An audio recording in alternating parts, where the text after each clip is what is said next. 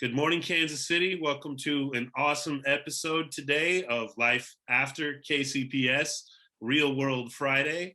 I'm your host, Chris Odam.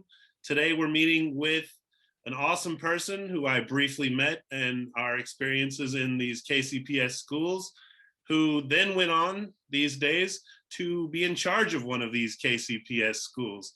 So he is with me this morning to talk to you a little bit about his time in our school system and kind of his path after high school. And so let's just start there and we can kind of unwind what's going on today with Principal Neal Sr. Yes, sir. Yes, sir. So, life after graduation. So, proud Lincoln Tiger. Graduated from Lincoln in class of 2006. Also half a Pirate as well, because I also went to Paseo High School for 2.5 years as well. And so, upon graduation, I had an opportunity to pick my program, or I'll say field of choice, and I was actually selected to go to UMKC to participate in the Institute for Urban Education, a program designed not only to give back, reach back, but to focus on uplifting and supporting social justice and improving education for students within the urban community.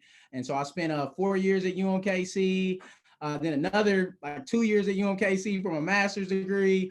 And I had an experience to work at a local charter school before coming back to the district. I say coming home is what I'll state, coming home to coming back to the district to actually educate students and relate to students to within communities that I grew up in myself.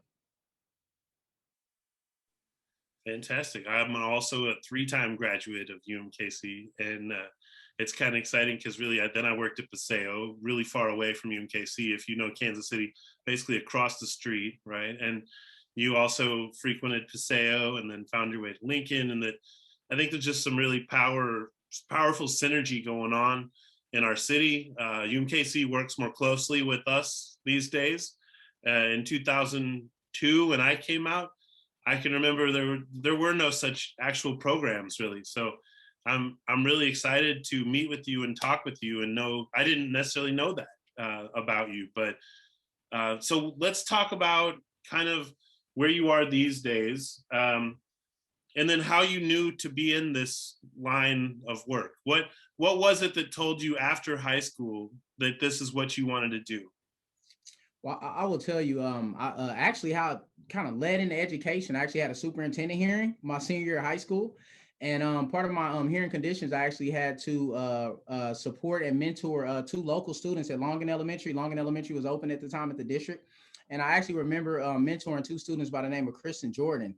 And I never forget mentoring them. So every year, at Lincoln, you have to have those 100 hours of community service to be able to receive that diploma. And so with that being said, every Tuesday and Thursday after school, I would leave Lincoln. I would go over to Longan Elementary, and I would sit with Chris and Jordan. We have some similar stories, just kind of with our upbringings, our siblings, and some just I would say some shared experience that we've had in relation to trauma, just growing up in the inner city within Kansas City. And actually was at their MAP pep rally where they got to give me a card and thank you for working with them, and it really almost broke me down in tears. I'm not an emotional guy at all. And so with that being said, I remember Jordan calling me his hero, and just the inspiration. I saw the impact that I was able to make on those two young men's lives, and that really motivated me and pushed me to that field of education. And so that's my why. I love to work with kids. I love to give back. And so with that being said, that really pushed me to not only know I wanted to go into education, but have a strong focus on urban education. I just had a strong push to really come back and give back to my city that has given so much to me. And so I would say that's my drive. That's my passion. Again, I was an at-risk child. I did have a superintendent's hearing my senior year of high school, number of suspensions, at risk, kind of similar to Dr. Bedell as well. And so I'm just thankful, for the opportunities that were presented for me and learning from, mistakes I'm not proud of today that have kind of really propelled me to be in this situation to where I really want to not only help back and give back, but just know that any kid can do anything they want. And you never should count out a kid, because I would tell you, if they would have heard I had a superintendent here and then I go on to be principal in the same district, it's almost unheard of. Fantastic. And one reason possibly of doing this show is for that very conversation to then take place when people watch this episode. And when students are thinking these things, we don't always hear them share with us about themselves and the opportunities they may think are present or not, or actually may not be as present as need be. So it's a great pleasure to do these shows, and everyone who comes on here serves such a valuable role. And I appreciate everything you're saying. I'm so behind the same mission. Obviously, I've been working in this district too, and I graduated here, and I had a very like calling, and that I wanted to work here more so than some of the other districts that are surrounding us, because of some of the things that I might have experienced there that were not so much like what I did at Lincoln Prep when I went there. I can remember observing to decide if I was going to teach in Kansas or Missouri, and which schools in Missouri, and it got to be, I needed to be here. So after 21 years, I'm glad I'm here. I was telling somebody else that. Why are you glad you're here? Let's throw that at you, because I think we've had less chance to tell people sometimes, as people who, may not get heard from. When I talk to all these students, that all of these interviews, everyone's glad that they're from here, but we haven't heard from them as much, right? So why tell us, why is that? And then why are you glad that you're from here? I'll just say Kansas City is a great city. I know so often we have negative spotlights that are put on us, especially in communities similar as the communities I grew up in, communities I still reside in. So I'll just tell you, my grandmother's house was 8 blocks from Banneker. I'm right there off 67th and Myrtle. I grew up right off of 44th and Benton, and I'm proud of that. Central's my neighborhood school. And leave it to my mom. I wanted to go to Central, but she had other thoughts, and she pushed me to Lincoln. But I'm glad I went to Lincoln because I'm a proud Lincoln Preppy as well, to follow in the footsteps of my sister. And so with that being said, I'm just excited. I tell people I'm living my dream, have an opportunity to come back and really give back and support students who have similar experiences as myself, because I'm a strong believer that everybody needs a champion. Rita Pearson has a TED Talk called "Every Child Just Needs a Champion," and so often, every kid from the inner city does not have a champion. On the side that I say the trouble I ran into, but I also can remember the educators who were for me in school, and I also can remember the educators that doubted me. And I actually remember one of my administrators in high school that said I would never graduate high school. And so, with that being said, that really pushed my story, and I don't mind sharing my story, pushed my story to say, you know what? Any kid can do whatever they want to be. Any kid can be whatever they want to be, excuse me. They can do whatever they want to do. My sister also graduated from Lincoln in 2002. She this month became the first female and first African-American vice president of her engineering company.